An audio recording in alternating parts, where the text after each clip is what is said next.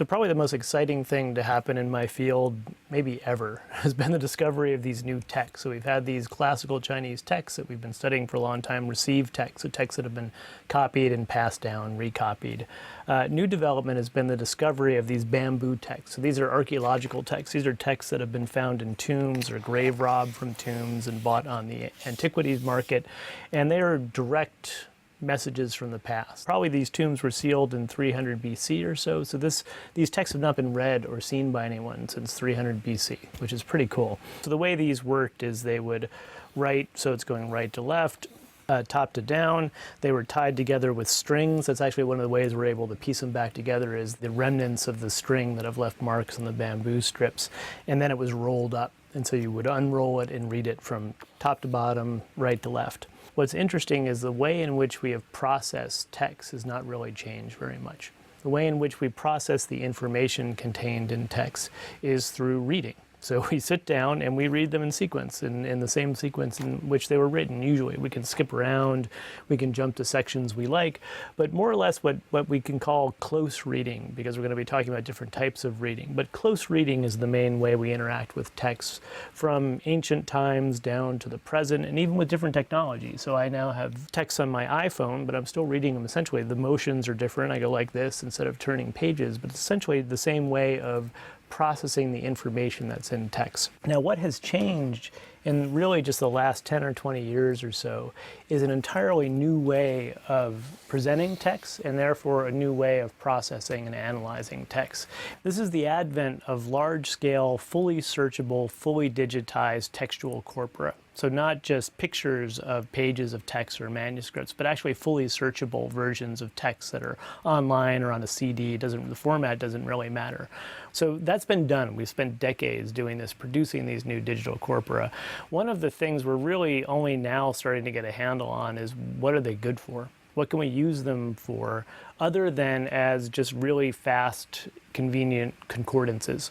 So concordance is a tool that we've had a long time in religious studies. Instead of reading a text the way you would read it in its normal form, so left to right, line by line, what you're doing with a concordance is you're jumping into a text and saying, I want to know every passage that has the word feng in it.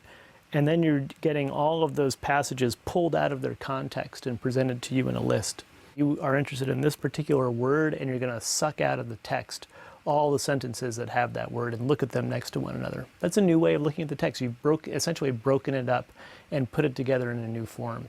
This is the essence of approaches that have been called distant reading. So this is a term coined by the literary scholar at Stanford, Franco Moretti, to talk about what's going on when we're not reading a text in a linear fashion the way we traditionally have done it. When we're actually taking it from a very distant standpoint, we're pulling all of the sentences that have a keyword in it, or we're looking at how keywords we're interested in appear together. We're looking at how clusters of terms travel together through the corpus, these massive corpuses, in a way that's statistically unlikely. So what you're doing in distant reading techniques is very different from traditional close reading. You lose the context in the same way you lose the context when you just have a list of these sentences with a keyword in it, but you're also able to see patterns that are too big and too subtle for a human being to see. The potential is only beginning to be explored in the humanities in general, and really in religious studies, we're at the very beginning stages of exploring these techniques.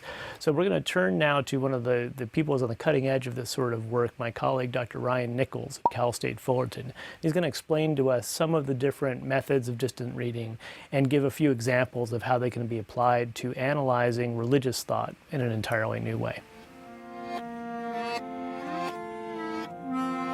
What is distant reading? Distant reading is a way to examine lots of texts, maybe many corpora of texts, and draw careful inferences from those sorts of data. It uses high-performance computing and lots of machine learning with many, many online databases. Bringing those together with great data analysis allows us to make the sorts of inferences that cognitive scientists are interested in. There are two broad ways to use distant reading techniques. One is to test hypotheses, and the other is to explore. In the 6 techniques we'll talk about, some are more weighted toward exploration, others for hypothesis testing. What are those 6 methods? The first three methods of distant reading are rather simple. We begin with word counting. Word counting has a long, long history. In German scholarship about the Bible, individuals would look at which occurrences of words occur in which chapters and in which books. And they create long lists that sort out chapters by the words that are in them. This is called a concordance.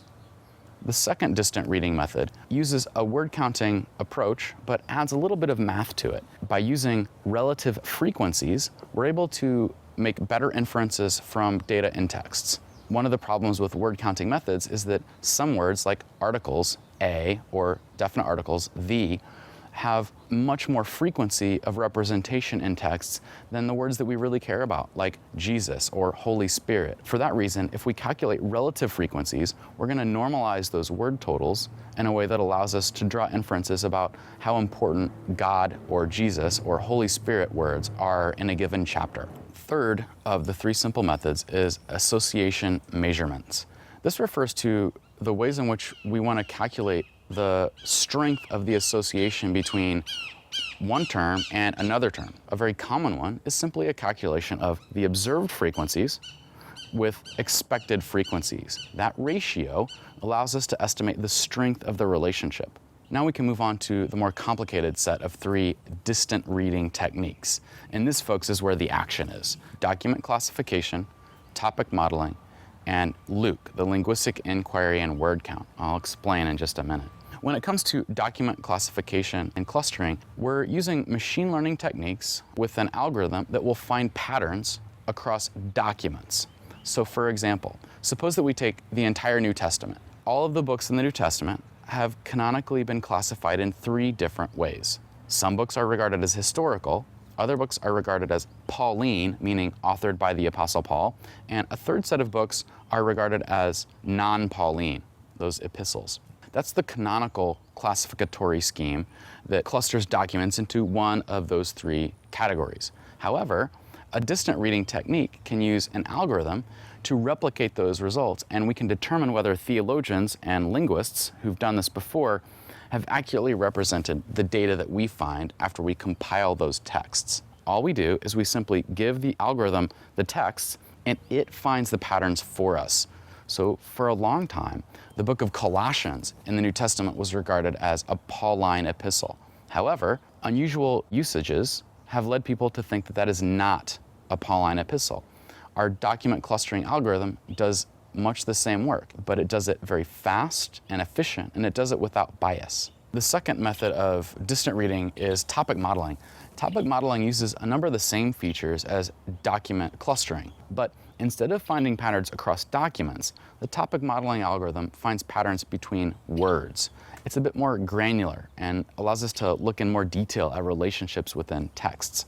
An innovative example of the use of topic modeling comes from a collaborator, Christopher Nielbo. He and colleagues analyzed the contents of Inspire magazine, the Al-Qaeda and the Arabian Peninsula magazine that's widely regarded as being the source of lots of recruitment of Western individuals to go to the Middle East right now. Christopher and colleagues had a hypothesis, and they wanted to try to explore the text to see whether or not that hypothesis might be true. Their main interest was looking at whether terms for violence were more closely associated with terms for kinship or more closely associated with terms for religion. So the topic modeling algorithm was fed the back catalog of Inspire magazine, and it found several interesting connections. One of the most important was that, in fact, kinship terms were more closely associated with violence terms than were religion terms associated with violence terms. In other words, some people would interpret their result as suggesting that the Quran and religious features of Islam is not the most important thing in getting people to commit violent acts in the name of religion. Instead, it's using kinship terminology. Kinship terminology refers to words like brother, uncle.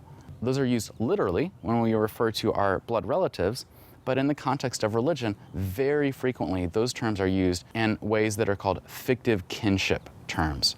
So you might call someone at your church brother. In fact, in the Catholic Church, we might call a priest father. Those fictive kinship terms are very powerful in bringing people together. The third final complex distant reading technique that we'll talk about in this lecture is the linguistic inquiry and word count, or LIWC for short, spelled L-I-W-C.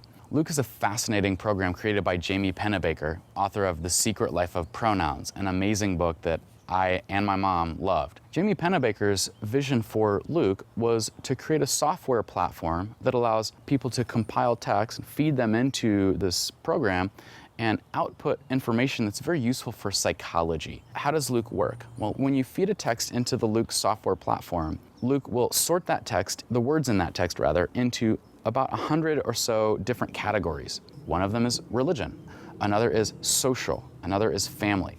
Some of the most interesting categories are for emotions. One is negative emotion. A subcategory is anger.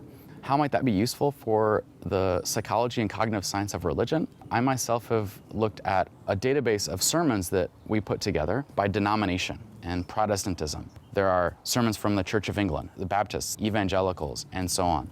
What we were interested in is determining whether or not the terms for God, say God or Lord or Jesus, maybe even Holy Spirit, have stronger associations with negative emotion, say punishing sorts of feelings, than the same words for God in other denominations. And that's what we found. Certain denominations are much more likely to represent God as an authoritative figure, and other denominations are more likely to represent God as a friend. And that is an insight that was only possible looking at these religious texts with distant reading techniques.